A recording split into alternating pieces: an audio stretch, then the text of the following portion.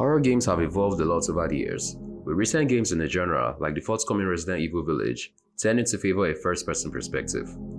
This helps to heighten their sense of immersion, as players are placed up close and personal, with the various monstrosities roaming their worlds. But back in the genre's heyday, things were quite different, with games like Alone in the Dark, the original Resident Evil trilogy, and Silent Hill all shooting for a more cinematic approach. This was accomplished by fixed camera angles, restrictive controls, and a greater focus on overall atmosphere than jump scares. I am a fan of both approaches, but I would always have a soft spot for the latter, which was one of the reasons why I'd been really excited to try out the Medium, a new psychological horror game for the Xbox Series S, X, and PCs. Hi guys, Michael Abayimi here, and today I'm reviewing the new psychological horror game, The Medium.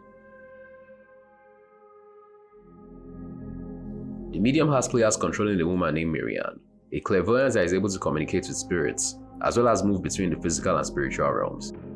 She uses those abilities to help restless spirits find peace, so that they can move on to the afterlife.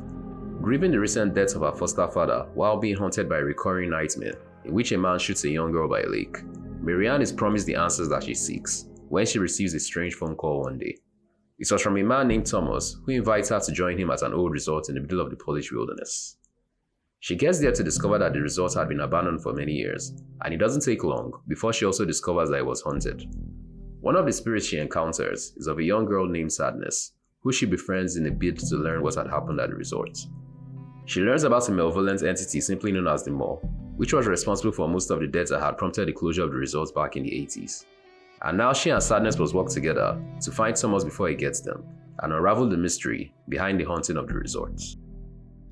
The first thing that attracted me to the Medium, like I said, was its presentation. The game harkens back to the third-person fixed camera angles of horror classics like the first two Silent Hill games, except with environmental details far exceeding what those games could achieve back in their day.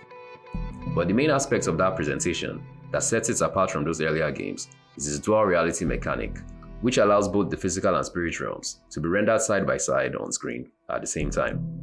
This paved the way for some truly inventive puzzles that require players to move between both realms while manipulating objects between them.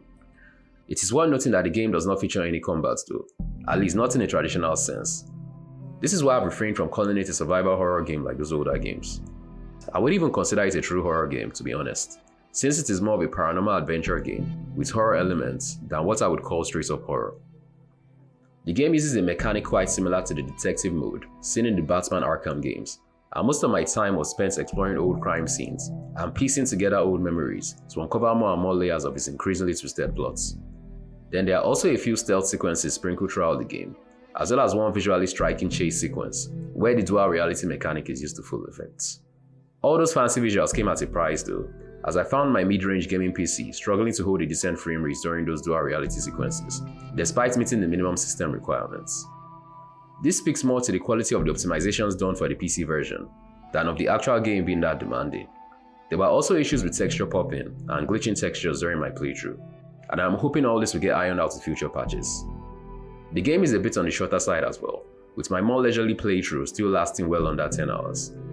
That said, I'm glad that the game had ended when it did, because I'd also had issues with its overall pacing, as several sections of the game managed to overstay their welcome.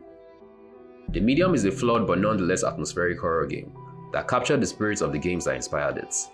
Adding a score by famed Silent Hill composer Akira Yamaoka, and you get a game that is still worth checking out despite those flaws. And while it might not be the true next-gen experience most Xbox Series X players were hoping for, it still offers more than enough thrills to satisfy fans of the older horror games. I'll give the game a 7 out of 10. Are you a fan of old school survival horror games? Let me know in the comment section down below. Don't forget to like this video if you enjoyed watching this review, and subscribe to the channel with notifications turned on if you would like to see more reviews like this in the future.